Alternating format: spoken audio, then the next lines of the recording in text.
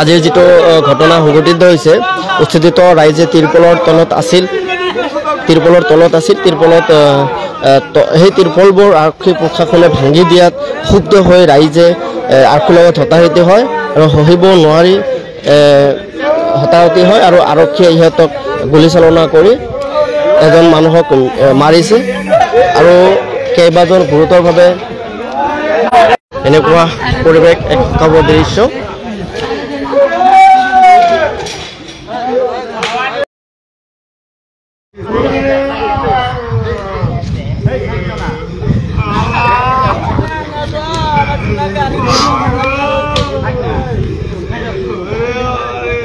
পাইকানত যি অমানৱীয় উচ্ছেদ সংঘটিত কৰিলে প্ৰশাসনে তাৰ পৰিণামে চাওক কেনেদৰে তেখেতসকলে নিজৰ পৰিয়ালৰ মানুহক হেৰুৱাই কান্দিত ভাগৰি পৰিছে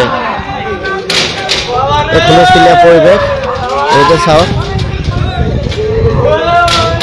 গোৱালপাৰা চিভিল হস্পিটেলত কিয়নো পাইকানত যি গুলীবিদ্ধ হৈছে আৰক্ষীয়ে গুলীচালনা কৰিছে তাৰ ফলত এজন মানুহ ইতিমধ্যে মৃত্যুবৰণ কৰিছে নিহত হৈছে আৰু আন 10জন ব্যক্তি ইতিমধ্যে মৃত্যুৰ লগত যুঁজি আছে আৰু আন এজনক গুৱাহাটী জিএমচিলৈ প্ৰেৰণ কৰিছে আপোনালোকে সমগ্ৰ দৃশ্য এতিয়া দেখা পাই আছে কেনেদৰে হকাবৰ পৰিস্থিতিৰ সৃষ্টি হৈছে গোৱালপাৰা চিভিল হস্পিটেলত হাজাৰ হাজাৰ মানুহৰ সমাগম হৈছে বহুত মানুহ ইতিমধ্যে আছে সকলোৱে আত্মীয় কান্দি আছে এজন মানুহ ইতিমধ্যে মৃত্যুবৰণ কৰিছে তাৰ নাম কসিমউদ্দিন ইতিমধ্যে মৃত্যুবৰণ কৰিছে মূৰত গুলি লাগি তেওঁৰ মৃত্যুবৰণ হৈছে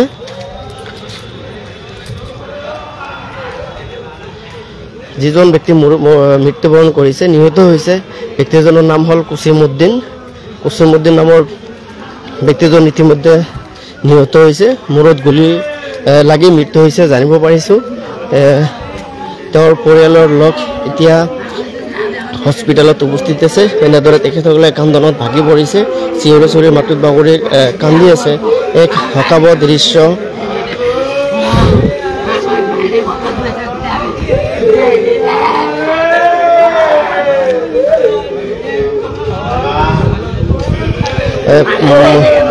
সৰ্বমুঠ 10জন ব্যক্তিক গুলি কৰিছে তাৰে এজন মৰিছে আৰু 10জন এজন অতি গুৰুতৰ অৱস্থা জিএমচিলৈ প্ৰেৰণ কৰিছে আশা কৰিব পাৰি সেইজন ব্যক্তি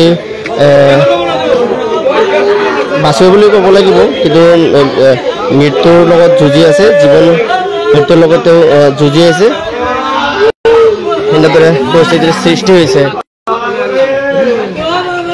আজি গোৱালপাৰা পাইকানত গুলিবিদ্ধ হৈ এজন ব্যক্তি মৃত্যুবৰণ কৰিছে আৰু বাকীবোৰ জীৱন মৰণৰ লগত যুঁজি আছে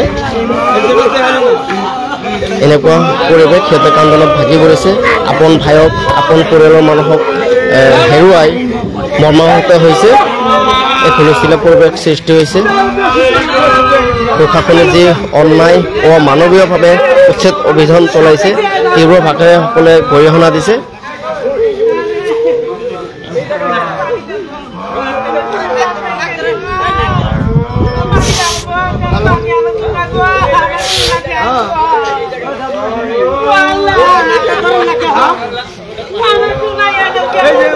আজিৰ যেটো ঘটনা সংঘটিত হৈছে উচ্ছেদিত ৰাইজে তিৰপলৰ তলত আছিল সেই তিৰপলবোৰ আৰক্ষী প্ৰশাসনে ভাঙি দিয়াত ক্ষুব্ধ হৈ ৰাইজে আৰক্ষীৰ লগত হতাহতি হয় আৰু সহিব নোৱাৰি হতাহতি হয় আৰু আৰক্ষীয়ে ইহঁতক গুলীচালনা কৰি এজন মানুহক মাৰিছে আৰু কেইবাজন গুৰুতৰভাৱে এনেকুৱা পৰিৱেশ এক কাব দৃশ্য সকলো পিনে অকল কান্দনৰ ৰল আপোনালোকে চাই আছে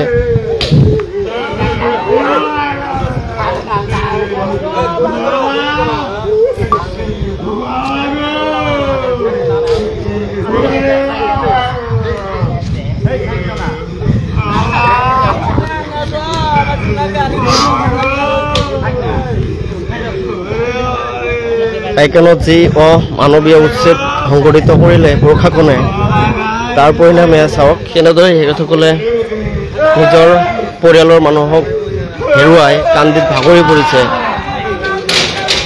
এক হুলস্থুলীয়া পৰিৱেশ এইটো চাওক।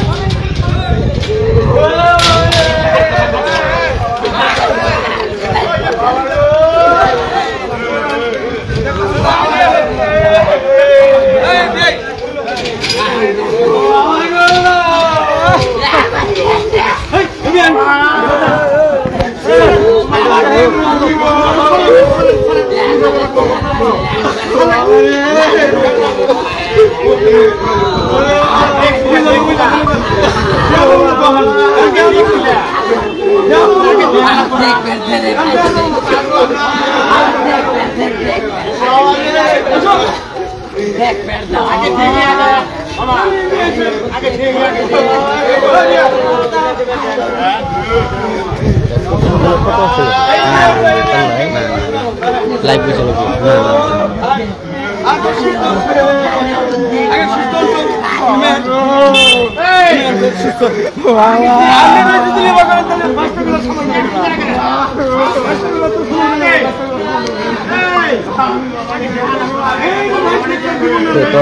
পৰিয়ালৰ লোক ইতিমধ্যে উপস্থিত হৈছে। সিহঁতে কান্দোলনত ভাগি পৰিছে। নিজৰ পৰিয়ালৰ লোক হেৰুৱাই কান্দোলনত ভাগি পৰিছে।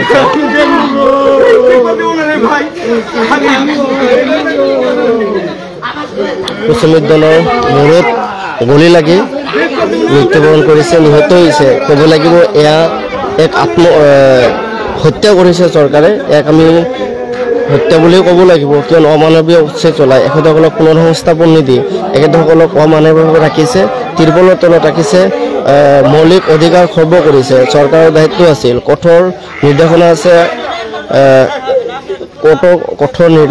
আছে যে উচ্ছেদ কৰাৰ আগত এখেতসকলক পুনৰ সংস্থাপন দিব লাগিব। যিটো মৌলিক অধিকাৰ, সেই মৌলিক অধিকাৰ সিহঁতক দিব লাগিব। কিন্তু মৌলিক অধিকাৰৰ পৰা খৰ্ব কৰি এখেতসকলক অমানৱীয়ভাৱে উচ্ছেদ চলাই গৃহহীন কৰিছে। অৰ্থনৈতিকভাৱে এখেতসকলৰ ৰাজাৰ ভাঙি পেলাইছে। এতিয়া খোৱা খাদ্যত সংকটত পৰিছে। উপায়হীন এই এখেতসকলে বৰষুণৰ পৰা ৰ'দৰ পৰা বাচিবলৈ তিৰপলৰ তলত আশ্ৰয় লৈছিল, কিন্তু প্ৰশাসনে সেই তিৰপলৰ ভাঙি দিয়াত তেখেতসকলে এক প্ৰকাৰৰ ক্ষুব্ধ হয়, নিস্সহায় হয়। তেখেতসকলে উপায়হীন হয়, হতাহতিৰ সৃষ্টি হয় আৰু আৰক্ষীয়ে গুলীচালনা কৰি হত্যা কৰিলে এজন লোকক। কুচুমুদ্দিন নামৰ ব্যক্তিজনক হত্যা কৰিলে।